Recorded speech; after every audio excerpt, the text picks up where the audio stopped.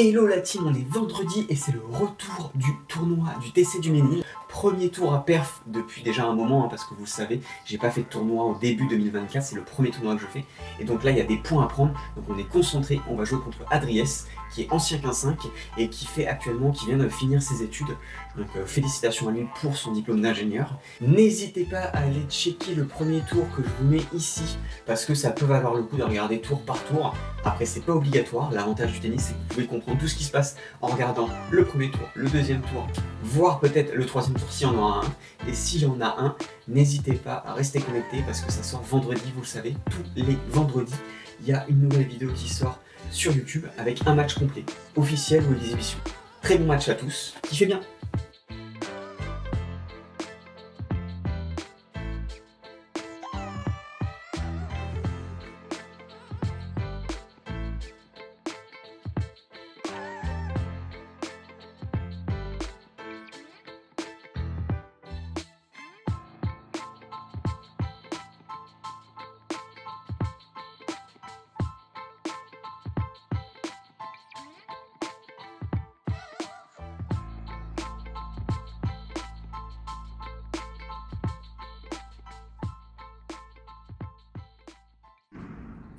Et hello la team, on est de retour sur YouTube pour ce deuxième tour du TC du Ménil avec un cours tout neuf contre Adries, classé 30, ancien 15-5. Et vous allez voir qu'il y a pas mal de frustration comme vous l'avez pu le voir dans cette miniature, parce que du coup je vais faire beaucoup de fautes sur ce tour-ci. J'ai beaucoup de pression, j'ai du mal à trouver un rythme, tout ça. Donc vous allez pouvoir le constater pendant le match. Donc je vais trouver une solution, comme on peut le voir sur ce dernier point, c'est de monter à la volée, d'être plus agressif, de ne pas laisser le temps à Adries de faire son jeu, parce que vous allez voir qu'il va avoir plus un jeu de défense, plus un jeu où il va rester au fond de court, il va mettre des balles assez hautes, et du coup je vais avoir du mal à trouver mon rythme. Donc là je vais essayer vraiment d'agresser le plus possible pour me permettre de gagner un maximum de points, hein, tout simplement.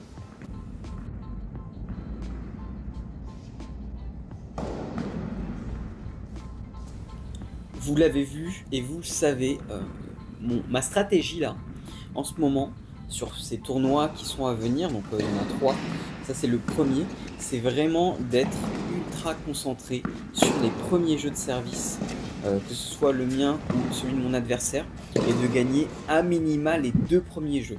Ça va être vraiment un game changer pour moi, et je l'ai remarqué, que ce soit en match d'entraînement ou en match officiel, c'est que ça va vous donner un avantage. Et en fait, si vous gagnez les 2 premiers jeux et que par la suite vous gagnez tous vos jeux de service, en fait vous gagnez le set. C'est aussi simple que ça, et c'est pour ça que ça va vraiment compter pour moi. Et on peut voir hein, 2-0 sur ce premier set. Allez, 30-0, il y a quelque chose à faire. Très bien servi, 40-0. Bon, vous commencez à la connaître, hein, ma seconde balle elle n'est pas du tout folle, mais pour l'instant elle m'a pas posé de problème, hein. Et dans ce match également, ça veut dire que j'ai pas eu besoin de faire des grosses dingueries en seconde pour être dérangé. J'ai pas eu des retours gagnants, j'ai pas eu des choses incroyables qui m'ont obligé à envoyer une sacoche en deuxième ou prendre plus de risques. Et là l'objectif c'est de prendre des points, hein, c'est de gagner ce match, c'est pas de prendre des risques et d'essayer d'envoyer toute ma vie sur un service, sur un coup droit, sur un revers, bien entendu.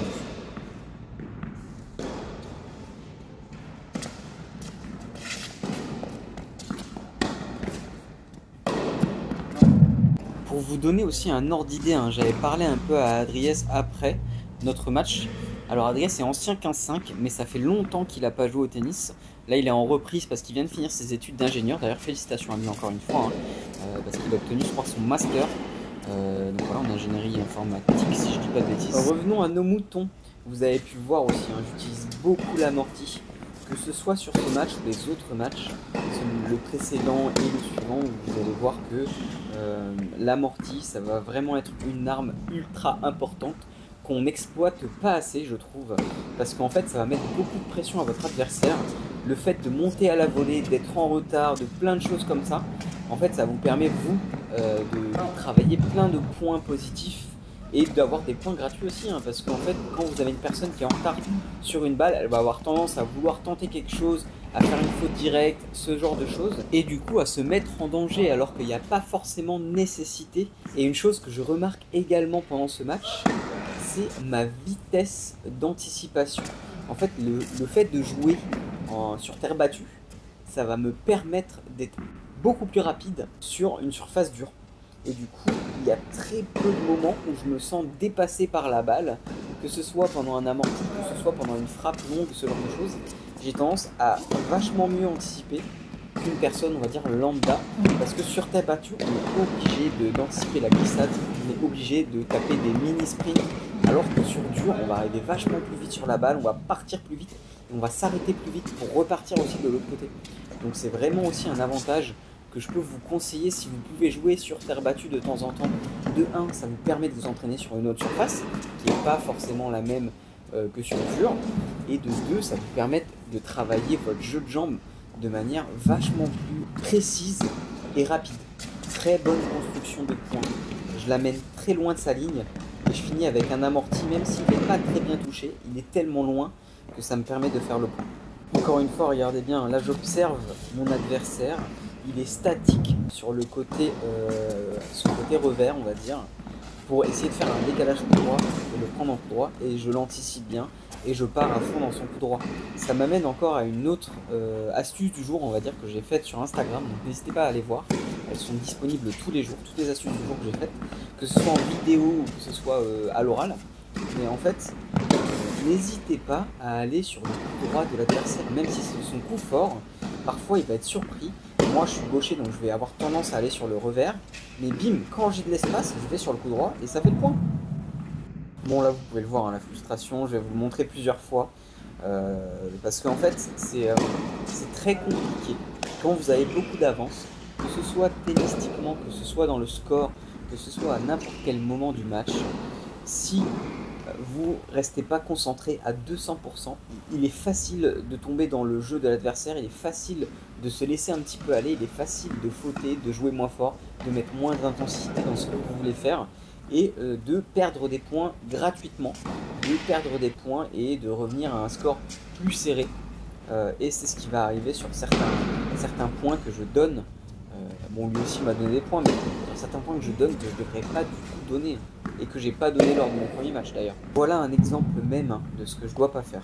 Pour ceux qui suivent mes stories Instagram, tout ça, vous le savez, hein, là quand je sautille, c'est que je manque de concentration, que j'essaie de me focaliser vraiment sur l'instant présent. C'est vraiment quelque chose que je conseille aux gens qui ont des problèmes de concentration comme moi. Je vais avoir tendance à penser à plein de choses, je vais avoir tendance à regarder le match d'à côté, à voir une personne passer et de me dire « bah là, il y a qui passe », ce genre de choses.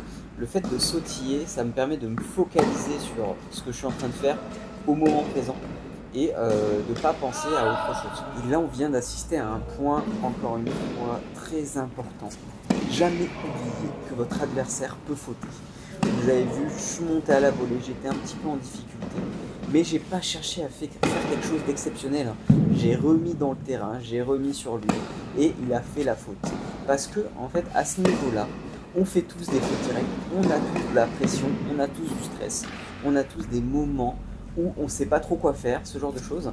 Donc si vous êtes en difficulté, si vous êtes en retard sur une balle, n'hésitez pas à renvoyer quelque chose de simple plutôt qu'essayer de faire un point incroyable et faire une faute en fait. Ça vous évite vous de vous mettre en danger et au pire vous aurez les cannes, vous courrez sur 3 balles de plus mais vous aurez une possibilité de gagner le point.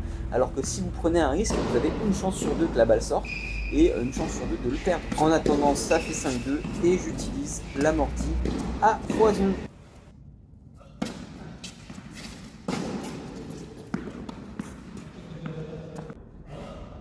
Ce point-là illustre très bien ce que je veux dire. Vous voyez, je suis un petit peu en retard sur cette balle. Je renvoie une balle un peu molle, un peu flottante au centre du terrain et il fait la faute. Donc, en vrai, ça arrive à tout le monde.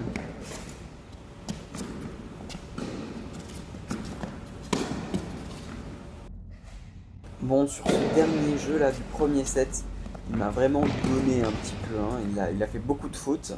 Donc là, quand vous avez gagné un 7-6-2, comme celui-ci, où vous êtes assez à l'aise, on va dire, avec votre jeu, avec ce qui se passe sur le terrain, ce qu'il faut essayer de faire, c'est de continuer à faire ce que vous avez fait évidemment au premier set, mais ne pas surjouer.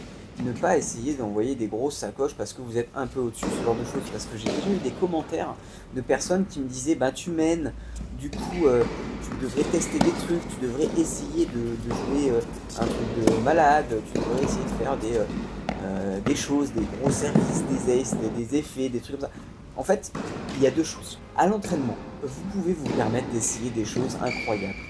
En match, vous êtes là pour utiliser ce que vous avez appris en entraînement. Vous n'êtes pas là pour surjouer, vous n'êtes pas là pour sous-jouer, vous êtes là pour faire de votre mieux pour gagner un match. Vous êtes là pour gagner des points. Vous êtes là pour essayer de prendre du plaisir. Parfois, c'est pas le cas, parce que parfois, il y a des matchs où on ne prend pas de plaisir, hein. On va pas se mentir, parce que si on prenait du plaisir sur chaque match, ça se serait. C'est pas le cas. Ne vous imaginez pas qu'un match, c'est comme à l'entraînement. Pas du tout. Vous avez du stress, vous avez de la pression, vous avez un adversaire en face que vous ne connaissez pas. Vous avez parfois des conditions qui ne sont pas du tout les mêmes que quand vous jouez à l'entraînement. Donc voilà, il y a tout ça qui fait que le match et l'entraînement, c'est deux choses complètement différentes. Moi, j'ai vu des gars jouer aux 3e série à l'entraînement et arriver en match, ça touchait pas 32. Bon service de la part d'Adriès là, mais très bon retour de ma part et tout de suite je monte à la volée pour agresser. Je smash plutôt que d'attendre que la balle retombe, sinon j'aurais perdu du temps. Et dans l'optique d'agresser Adriès, toujours être dans le gain de temps. Allez, point très important, 30-40, balle de 2-0, même stratégie qu'au premier set. Essayez de gagner les 2 premiers jeux et après il suffira de servir pour gagner le match.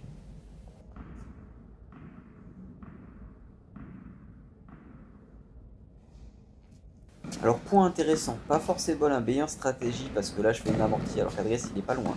Mais regardez, je reste toujours focus pour être sûr de gagner ce point. Même si Adriès me renvoie 5 fois la balle, je suis toujours focus. Même si je pense avoir gagné le point, je reste concentré.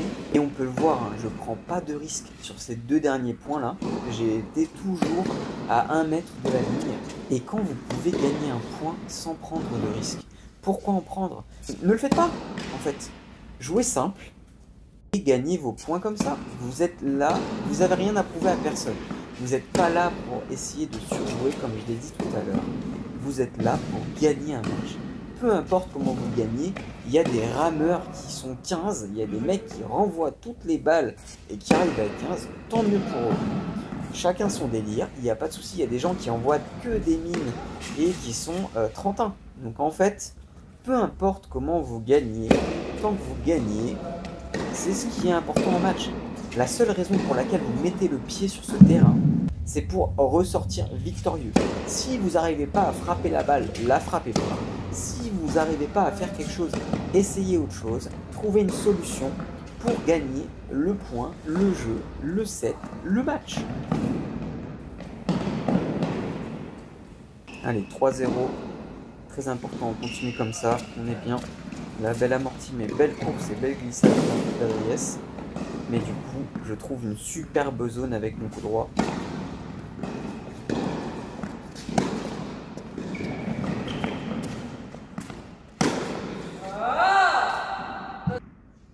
Regardez, point typique, safe, ultra important.